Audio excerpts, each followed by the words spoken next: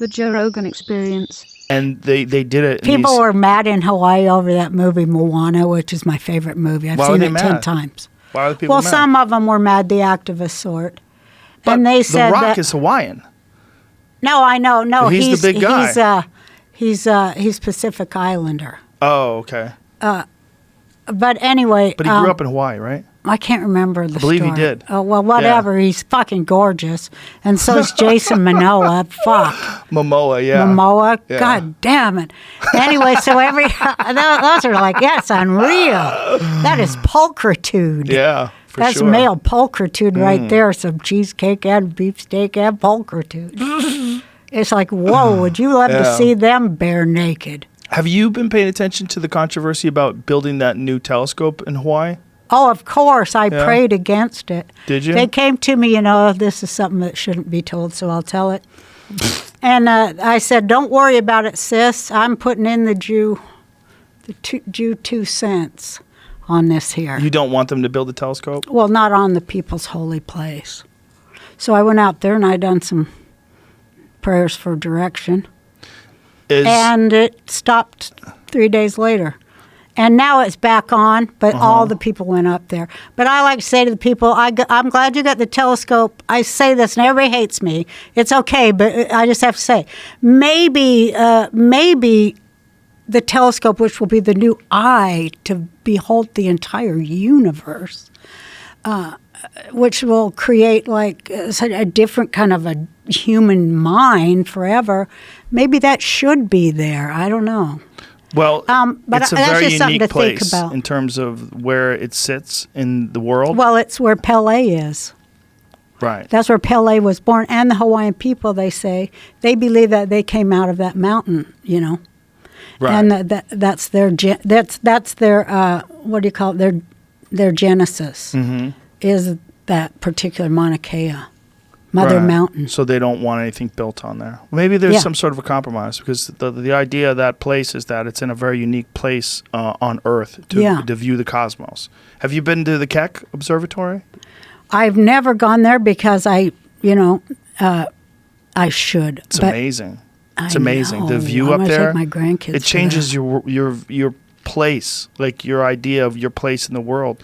The first time I saw it was... We're so visual beings. Yes. What changed me are those round films about the Wall of China. Seeing that in those, whatever those places are, those theaters. And it shows... Oh, the IMAX? Yeah. IMAX. Oh, I know what you're talking about. Yeah, those gigantic theaters where everything's around you. Yeah, you get to see it visually. Yeah.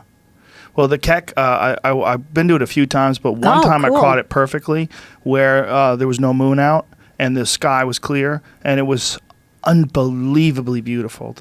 You see the whole Milky Way. You see all the stars. The entire sky is filled with stars. It didn't even seem real.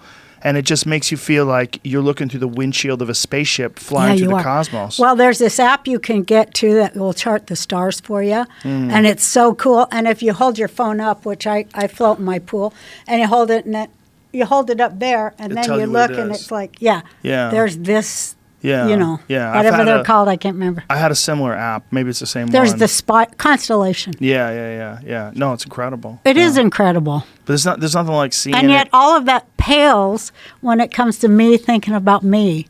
Isn't that funny? It's just so incredible that it works like that. Well, that's one of the things that helps people think about their place in the world. Yeah. When you see something as magnificent and enormous as the Milky Way. And like you see the Milky Way so clear that it doesn't even look real. I've only caught it like that once. The other two times that I went there, it was still beautiful. You see everything. Yeah. The other two times that I went, it was still beautiful, but not as stunning as the one time where I caught it. One time I messed up, and I got there and it was a full moon. It was a mess. You couldn't hardly see anything. When the other time was really cloudy, it was hard to see. But the one time I saw it, it was just, to this day, I think back on it, it blows me away, because it really shifted, in a real tangible way, the way I viewed people on a planet in space. It's undeniable because it's so gorgeous and so epic. It's entering your eye and expanding your whole mind and consciousness. Yeah. And that does something to your big-ass program DNA shit, know. Once the eye sees it and takes it in, it's like the image. Once the image is digested, the image, they say, where does it stop being that and become this? Right. All that integration. That's the word. Integration, yeah. In the mind. I think that lack of ability to see that is one of the things that's really screwed us up more than anything about modern civilization with all our lights, all our street lights and city lights. You can't see the sky anymore. When there's no lights at all, then you see all the stars. And then you realize, like, oh, we're in space. We're in space. Like, this isn't just the nighttime. I'm not just in Manhattan looking at the sky. No, that we are in space. When you have a full blackout in a place like Manhattan, and all of a sudden you look at the sky and you're like, what is going on? All these stars have been here the whole time, but you could never see them. Light pollution. It's a terrible Oh, I never thing. heard it put like that. Light pollution is a terrible thing that we've done. We've denied people the view of the most gorgeous thing in all of the universe itself. There's a lot of beautiful things. They say they put up those lights to help the homeless so, they don't get raped and murdered. That's what San Francisco did. That's what San Francisco did to help the homeless. Well...